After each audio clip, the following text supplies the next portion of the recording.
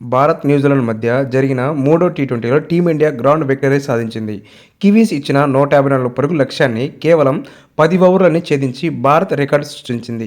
అభిషేక్ శర్మ విధ్వంసకర బ్యాటింగ్తో కివీస్ బౌలర్లను ఊచకోత కోశాడు. Captain Suryakumar Yadav back to back half సెంచరీలతో ఆకట్టుకున్నాడు. దాంతో 5 టీ20ల సిరీస్లో మరో 2 మ్యాచ్లు మిగిలే ఉండగానే భారత్ సిరీస్ కైవసం చేసుకుంది. గువాహటి వేదికగా జరిగిన ఈ మ్యాచ్లో టాస్ గెలిచిన సూర్యకుమార్ యాదవ్ న్యూజిలాండ్ను బ్యాటింగ్కు ఆహ్వానించాడు. టీమిండియా బౌలర్లు చాకచక్యంగా బౌలింగ్ చేయడంతో పాటు బూమ్రా ఫామ్లోకి రావడంతో కివీస్ బ్యాటర్లు చేతులెత్తేశారు.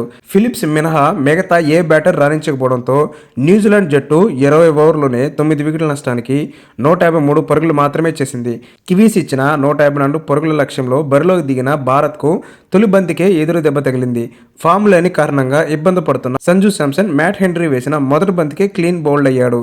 అయితే ఆ తర్వాత క్రీజులకు వచ్చిన ఇషాన్ కిషన్ తన బ్యాటింగ్కు పదును పెట్టి ఆరంభం నుంచే బౌండరీలు బాదాడు. ఇషాన్ కిషన్ వరుస బౌండరీలతో భారత్ స్కోర్ బోర్డు దూసుకుపోయింది.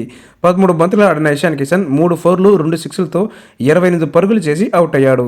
ఇషాన్ దూకుడుతో భారత్ 3.1 ఓవర్కే 50 పరుగులు పూర్తి చేసుకుంది. ఇషాన్ అవుట్ అయిన తర్వాత అభిషేక్ శర్మ, కెప్టెన్ సూర్యకుమార్ యాదవ్ కివీస్ బౌలర్లకు చుక్కలు చూపించారు. అభిషేక్ శర్మ కేవలం 14 బంతుల్లోనే హాఫ్ సెంచరీ చేసి మరోసారి రికార్డు సృష్టించాడు. ఈ మ్యాచ్లో పవర్ ప్లే ముగిసే సమయానికి భారత్ 94 పరుగులు చేసి second highest power play score నమోదు చేసింది. పేస్, స్పిన్ అన్న తేడా లేకుండా అభిషేక్ శర్మ, సూర్యకుమార్ బౌండరీలు మొత్తం మోగించారు. అభిషేక్ 14 బంతుల్లో 50 నమోదు చేసి సూర్యకుమార్ యాదవ్ 25 బంతుల్లో 50 పరుగులు చేసి బ్యాక్ టు బ్యాక్ 50 నమోదు చేశారు.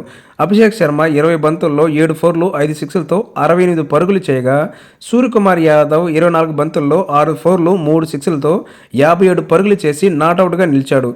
ఇదిలా ఉంటే మ్యాచ్ అనంతరం అభిషేక్ శర్మ మాట్లాడుతూ, నా జట్టు నా నుండి ఇదే కోరుకుంటుంది. ప్రతిసారి ఇలా ఆడటం అంత సులువు కాదు. యువరాజ్ సింగ్ 12 బంతుల్లో హాఫ్ సెంచరీ రికార్డును బద్దలు కొట్టడం అసాధ్యం. ఇదంతా మానసిక బలం, సహచరుల నుండి లభించే సపోర్ట్ వల్లే సాధ్యమైంది. అందరూ బ్యాటర్లు బాగా ఆడుతున్నారు. ఈ సిరీస్ ఇంకా ఆసక్తికరంగా ఉంటుంది. నేను ఫీల్డ్ ప్లేస్మెంట్ను బట్టి ఆడాను. నాకు రూమ్ దొరికితేనే ఆఫ్ సైడ్ కొట్టగలను. నేను కేవలం ఫీల్డ్ను అనుగుణంగా ఆడుకుంటున్నాను అని అభిషేక్ శర్మ పేర్కొన్నాడు. కాగా పోస్ట్ మ్యాచ్ ప్రజెంటేషన్లో సూర్యకుమార్ యాదవ్కు ఒక ఆసక్తికర ప్రశ్న ఎదురైంది.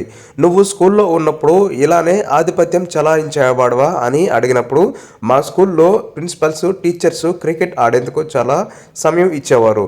పరీక్షల సమయం, స్కూల్ టైంలో కూడా నాకు చాలా సెలవులు ఇచ్చారు. గ్రౌండ్కి వెళ్ళి ప్రాక్టీస్ చేసేవాడిని.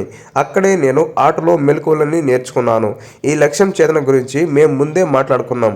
మేము మొదట బ్యాటింగ్ చేసినా, బౌలింగ్ చేసినా ఒకే బ్రాండ్ ఆఫ్ క్రికెట్ ఆడాలనుకున్నాం. ఒకవేళ రేపు మ్యాచ్లో 20 పరుగులకే 3 వికెట్లు లేదా 40 పరుగులకే 4 వికెట్లు పడినా పరిస్థితికి తగ్గట్టులా ఎలా బ్యాటింగ్ చేయాలో మాకు తెలుసు. మా జట్టులో అద్భుతమైన బ్యాటర్లు ఉన్నారు. ఇక మా టాప్ 2-3 బ్యాటర్ల గురించి ప్రత్యేకంగా చెప్పాల్సిన అవసరం లేదు. వారు నా పని సులభం చేస్తున్నారు. ఇక బిష్నోయ్ తన రీఎంట్రీ మ్యాచ్లోనే అసాధారణ ప్రదర్శన కనబరిచాడు. బిష్నోయ్ తన రోల్పై ఫుల్ క్లారిటీ ఉన్నాడు. అతడికి తన బలాలు ఏంటో తెలుసు. క్లిష్ట సమయాల్లో వికెట్లు అందించడం అతడి ప్రత్యేకత. జట్టులో ఉండటం మాకు ప్లస్ పాయింట్ అని సూర్యకుమార్ పేర్కొన్నాడు. ఇదిలా ఉంటే మ్యాచ్ అనంతరం అభిషేక్ శర్మ బ్యాట్ను న్యూజిలాండ్ ప్లేయర్లు చెక్ చేయడం సోషల్ మీడియాలో వైరల్ అవుతుంది.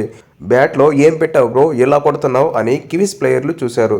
దీనిపై ఇంటర్నెట్లో ఫన్నీ కామెంట్స్ వస్తున్నాయి. అభిషేక్ శర్మ 340 స్ట్రైక్ రేటుతో 7 ఫోర్లు 5 సిక్స్లు బాదాడు.